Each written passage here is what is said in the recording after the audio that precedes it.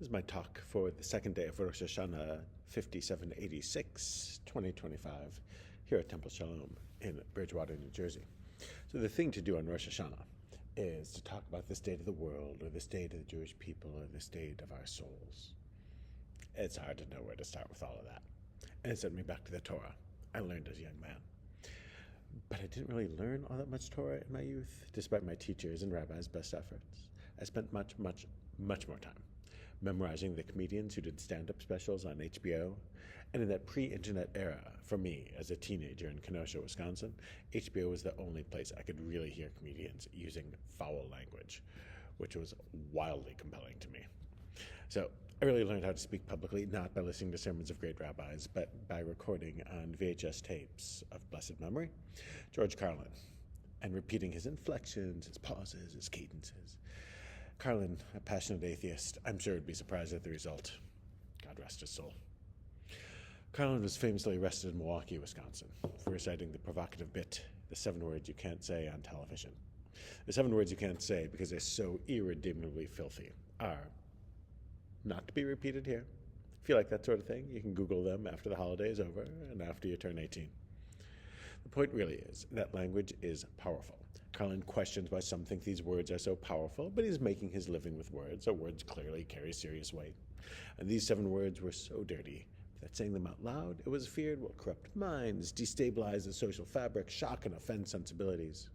I saw that old Carlin bit recently and thought, all the 7 words you can't say on television now, more or less, have their own shows on Netflix. But being me, I wondered, what are the 7 words you can't say on the Bima? Carlin's 7 words, sure, but rabbis and shul on the Bima. What words are so provocative that no one wants to hear them at shul? Palestine, genocide, occupation, Trump, Bibi, anti-Zionist? That's 6. They're all political. No one's afraid of religious words like sin or repentance. I need a 7th, though. Woke. But not in the political sense, just because some people fall asleep in shul and they don't want to be woke. That's fine by me. The words you can't say from the Bima are all about politics, and that's fine by me. I'm not dealing with any of that today. I'm sure you have sufficient sources to hear about politics. If not, don't blame me. This is not a cop-out. It's actually the truth. Some people want their clergy to tell them they're right. And all of your opinions are my opinions, are God's opinions, and it's them that need to repent to become more like us. But as the playwright David Mamet said, no one ever became more wise by being told he was right. No one needs me to tell them that you're right, and I don't need to be told I'm right. These are holidays that are more focused on the opposite, thinking of where we're wrong, thinking about how we get stuck, thinking about how we need to get up and change, return to tshuva. I don't imagine I'm great at it, but I do try to think of my errors and ways I can improve. I sometimes think of the counterintuitive part of the tradition, not often cited, that tells us not to go overboard. Al tiyeh tzaddik arbe, says the biblical book of Kohelet, Ecclesiastes. Don't be over-righteous. What does that even mean? Are we at risk of being over-righteous? It goes on to say, Al titchacham yoter. Don't be overwise. Not what you might expect from the Jewish tradition, but tell that to the Tanakh. Al tirsha arbe. It goes on to say, don't be overly wicked, implying that maybe a little bit of evil might be okay. The sense is that an excess of anything can be harmful. We can allow ourselves vices, but don't be over evil. Wisdom is desirable, but don't overthink it. And there's always more for us to learn. And don't be over righteous. What could that be? Don't be over righteous may be a warning against those who are trying so hard to do the right thing that they lose sight of the larger context, doing the wrong thing through trying to do what one understands as being the right thing. I'm going to hit some words you don't want to hear from the Bima here. Some of the 7 words. You don't have to agree with me, though I'm saying out loud what I internally wrestle with. I'm going to assume sincere beliefs on everyone's part. The killer of Charlie Kirk may well have thought that he was preventing harmful ideas from spreading, what he believed to be harmful ideas, but of course missed the command of don't murder, which is a big one. And he turbocharged whatever ideas he was opposed to. The federal government intervening, leaning towards censorship against bad jokes or misleading monologues. As Jews who have long blown off steam by mocking leaders, we know that offensive humor is frequently an outlet to relieve tension rather than an accelerant. Of course, this is true right and left. The censoriousness of left-leaning parts of the culture. There are dozens of events that we could cite on this, coded right and left, or Zionist or anti-Zionist, Jewish and not Jewish. Pick any group you want. Everyone has this quality in them. That the Hebrew Bible warns against it. It tells us that it is a human problem of trying to be over-righteous, not a societal one. And the ability that technology gives us to live in our own bubbles increases the risk that we believe we can be doing the right thing while entirely missing a different part of the story. We can curate large parts of our lives. I do this. I'm sure it helps me keep the mitzvah of not being overwise. Internet culture encourages our feeling over-righteous by bombarding us with images and words from one side, and the algorithm feeds us more and more. This we've known for a while, and the tech giants are willing to profit off of our rage. The problem has likely grown worse since the pandemic. The time of our isolation increased our mistrust of the other. You know how it's sometimes said that for every day of a hospital stay, you might need a week to fully recover? So too with COVID-era social distancing. Perhaps the recovery period is longer than we want to think. There's no easy solution to this. In the past, I would have said there's no vaccine for this. But part of the cure is in fact being face-to-face with people you like and people you don't like. Part of the point of praying in a minyan is learning to deal with the possibly annoying traits of the other people in the minyan.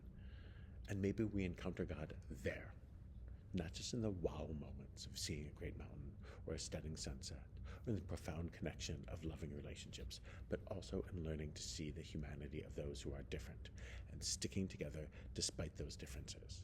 Not by curating one's community to be of purely like-minded people. Friendships don't need to end because someone voted differently or listens to the wrong podcasts or goes to the wrong shul, though that last one is indeed hard to forgive.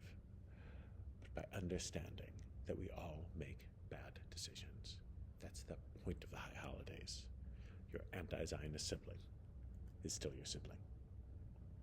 We're the heirs of a tradition that quite literally elevates argument to holy writ and sharp debate with demands of evidence and logic to the center of how we understand our duties to bring the divine into the world, and we've grown hesitant to engage face-to-face with people. Online, we can attack the other all day, the right, the left, they, but it's harder to disagree agreeably in person, sometimes out of fear that the other will be over-righteous. For people with a difference of opinion on tense issues, gender expression, immigration, race, the state of democracy in America, crime, climate, guns, Charlie Kirk. Talk about words you can't say from the bema. It's hard to talk about for fear of offending somebody's deepest beliefs. Easier to stick with talking about the New York Jets, who are equally offensive to all. Be not over-righteous also means knowing that wanting a book removed from a high school library is different from being a card-carrying fascist, and wanting a book with some racy content in the high school library doesn't make one a pervert. And we can remember that pluralistic societies like ours rely on pluralism, meaning finding ways to compromise and coexist with people who you disagree with. Not people who are different only in ways that you don't really care about, but who are different in ways that might make us uncomfortable. One might complain that we lack leaders who model this, and I noticed that too. Sharp observer of American society that I am, I picked up on that. It's out of our hands. We can only control what we can control, and we can and should pull the levers of democracy and influence and persuasion and justice that we can, and again, know that our tradition asks us to change ourselves before changing the world. Others' sins are easy to see, our own less so. I'm not just saying this to you. All this I'm saying to me. The Haftarah that we'll read on Yom Kippur seems to demand over-righteousness and perfection. Take the wretched poor into your home, Isaiah says. That's pretty unambiguous and pretty hard to follow through on. It's a high standard. Uncompromising moral clarity is very much a part of the Jewish tradition. The prophets are like that. It's part of the tradition, but the prophets, they were often hated in their own day and ignored and mocked. Not everyone can live like that. Maybe as a reaction to the situations of over-righteous Jews who thought they were following God, but instead brought destruction. In reaction to this, the Jewish tradition also developed a more accommodating strain. The sages of Rabbinic Judaism urge compromise. The signature story of the birth of Rabbinic Judaism is the extremists demanding pure obedience to an uncompromising vision of a perfectly Jewish society, and their pious view brings death to thousands of Jews, devastation to Jerusalem, and the destruction of the Beit HaMikdash, the most sacred space on earth. Rabbi Yochanan ben Zakkai, in a heartbreaking scene, secretly talks with his nephew, the leader of the extremists. He tells his nephew, Abba Sikra, that he has to call off the extremists or Jerusalem will be destroyed. And Abba Sikra says, I know, but if I tell my followers the truth, they'll kill me. So they hatch a plan for Rabbi Yochanan to play dead and sneak out of the city in a coffin. Talk about having to hide your truth, so that he can escape and cut a deal with the hated Romans. The birth of post-temple Judaism begins with a rabbi who literally flatters his enemy and cuts a deal with the authors of destruction, and in the process ensures Judaism's survival. It's the opposite of the Hanukkah story, where those who want to compromise are the heels, and those with the rigorous vision to save the Jewish people succeed. We are in a parallel moment today. We don't know the best tactic to secure the future of the people of Israel. We never know what the future will hold. But we are to be warned that just as there is risk in compromise, there's risk in ideological purity, and we are to take this time to ask ourselves when we are bringing a negative result from our good intentions. Part of how we do this is to admit the difficulty in balancing our contradicting values, knowing that equality, much less equity, comes at the cost of liberty and freedom, and that liberty and freedom compromise equality, much less equity. These things are good to admit. Our sense of the proper balance might not be someone else's, and that might not be enough to qualify one of us as evil or the other as good. We've known for years that the Israeli government's declared war aims of defeating Hamas definitively and returning the hostages they hold are likely in contradiction to each other, just like the international community's stated desire for a two-state solution is contradicted by decisions that embolden Hamas. Our desire to live lives of ease often makes us more distant from each other, compounding our loneliness. Our desire to protect strength and competence prevent us from showing the vulnerability that creates close relationships. Our need to play it cool makes our world a little colder, as the poet once said. We live in a culture that rewards talking about something more than understanding it, which is exactly what the Bible warns against. Proverbs, it says, Lo yachafotz kasil be'tfurata ki ima be'tigalot libo. The fool does not desire understanding, but only to express his opinion. None of this means that we're supposed to give up on our dreams or to lower our sights. Unrealistic dreams have long kept our people alive, indeed inspired our greatest achievements. It's just that we live in a world where we can understand our blessings are sometimes someone else's curses, and vice versa. We're obligated to get the complexity that underlines so much of the Jewish tradition. The Talmud is famously a thousands of pages long exercise in looking at the multiple implications of issues. Less expansive than that are Carlin's 7 words you can't say on television, which got him arrested. And when it was broadcast on the radio, the Supreme Court in 1978 upheld the legality of the FCC monitoring broadcast content for indecency. Though in Milwaukee, Carlin was not convicted when the judge found out that, rather than being offended, most of the audience was merely amused. Nonetheless, we know that words are powerful. Words help form our reality, from when God speaks the world into being, to the moment when marriages are consecrated with words, or dissolved with words, to the prayers of our heart and the confessions of our soul. Maybe the confessions of these days of awe can help. We admit our failings, our limitations, our blind spots. And if we all do this, we can all be more understanding of each other. Our society is at risk, and I do not imagine it will be easy to right the ship. But we have to try. If we don't change, I might have to start using some of those 7 words you can never say on television. May you and your loved ones be inscribed for a year of sweetness, growth, and blessing, and may our world grow closer to peace. Shana Tova.